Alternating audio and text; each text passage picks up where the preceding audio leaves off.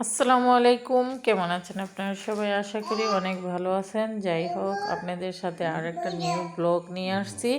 তো প্রত্যেক দিন ব্লগ দিতে পারি না, তো আজকে আমার যা আসছিল শনিবারের ভিডিওটা আজকে ভয়েস দিয়ে ছাড়তেছি। তো পারিবারিক অনেক কথাবার্তা ছিল, তার জন্য ভয়েস অ্যাড করলাম। আবার শব্দ আসছিল শুন, কিন্তু আমার মেয়ে আমার সাথে অনেক খেলাধুলা করতেছে, বুঝছেন? তার জন্য আমার মেয়ের কথাও পাইবেন। তো এই যে চলে গেছি, তো ভাবি আসলে যা হয় একা মুড়াতে গেলে কিন্তু ভয় লাগে। কি কি কি হ্যাঁ, তো ভাবি আমাকে এই জারগুলা দেখাইতেছে। তো ভাবি তো আমার মনে করেন আগে আসছে, শ্বশুরের সাথে চলাফেরা ছিল। ভাবি আমার শ্বশুরকে দেখছে, আমি কিন্তু আমার শ্বশুরকে দেখি নাই। আমার বড় যাও দেখছে, আমার মেজু যাও দেখছে। তো শ্বশুরের সাথে চলাফেরা সব কিছু করছে, হাইটটা দেখাইছে। তো এখন ভাবি বলতেছে কোন জায়গায় কোনটা ছিল, বাঁশ কীভাবে হয়। আমি আজও বাঁশ বিক্রি করি নাই, এই কয়েকদিন আগে আপনাদের ভাইই বিক্রি করছে। তো আমি কোনো একটা বাঁশের বিক্রি করতে পারি না। তো আপনার ভাইও আয়সা বিক্রি করে না, তো এই ফিরা যাওয়ার পরে বিক্রি করছে কথা বইলা। তা কোন বাঁশগুলা মারা গেছে আগা থেকে মাথা এইগুলা দেখাইতেছে। তো আমার বাইস্তারে নিয়ে আয়সা ওই যে যে ঝড়ে উল্টাই গেছিল গাড়িটি, মাটি দিয়ে দিতেছে। বাইস্তারা কিন্তু সেরকম পারে না, তার জন্য তারপরও দিতেছে। কাজ করতে হয়, শিখতে হয় এভাবে। তো এই কোন গোড়াতে কোন গাছে কি হয় না না হয় ভাবি দেখাইতেছে, এগুলা দেখাইতেছে আমাদের সাথে। তো সম্পূর্ণ ভিডিও দেখতে থাকেন। এখানে একটা গাছ আছিল, বলতেছে এই গাছটা কাইটা ফেলছে। আর আরও আরও গাছ আছিল। এখন এই গাছগুলা তো আর লাগানো যাইতেছে না, বলতেছে এই ফাঁকগুলা দিয়া ওইলে গাছ লাগাই দাও, নাইলে বাঁশ ঝাড় লাগাই দাও।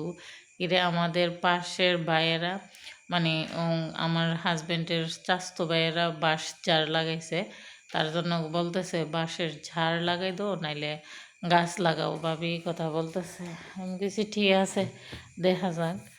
তো এমনি তো মোড়ার জায়গা খালি ফেটে রয়েছে, তো লাগাইলে ভালো হইব এগুলা বলতেছে।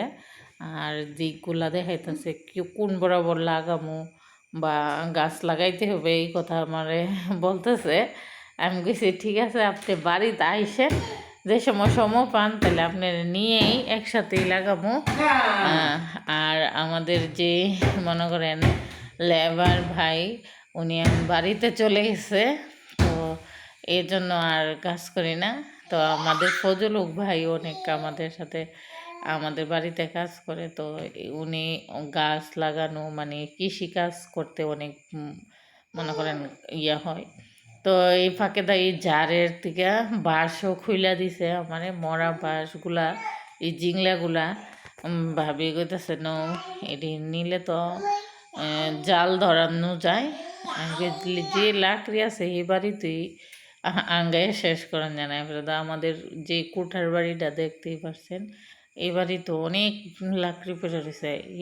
এই বাড়ি থেকে ওই বাড়ি আসা যাওয়া এই প্রায় আধা ঘন্টা লেগে যায় হাইটটা আসা যাওয়া, তার জন্য আর যাওয়া হয় না। অনেক দূরত্ব, আবার কোন সময় মোড়ায় যাবো, মেয়ে আছে, মেয়ের নিয়ে এইসব কিছু পারি না। তো এই তো সম্পূর্ণ। তার আমাদের এলাকাটা কেমন লাগছে অবশ্যই কমেন্ট করে জানাবেন। আপনারা কমেন্ট করলে আমি আমাদের এলাকাটা আরও ঘুরাইয়া দেখাবো। আর সবুজ প্রকৃতির মাঝে কিন্তু মন একদম ফ্রেশ হয়ে যায়। তো আমার ভাইস্তা এখানে বসে রয়েছে, আর আমার যা ভাস মানে মরা যে বাঁশগুলা এই যে হয়ে দিতেছে আমারে। তখন আমি বলতেছি আপনি বাড়িতে থাকলে আসলে তাইলে আইসা তারপরে 12টা 14 জুম বৃষ্টি শুরু হয়েছে। মনে করেন শনিবারে 12টা বাজে এমন ঝুম বৃষ্টি ছিল বলার বাইরে। এখন 12টা যে সময় আমি রান্না বসামো, বৃষ্টি হালকা মনে করেন 12টা 12:30 দিকে আবার বৃষ্টি কমে গেছে।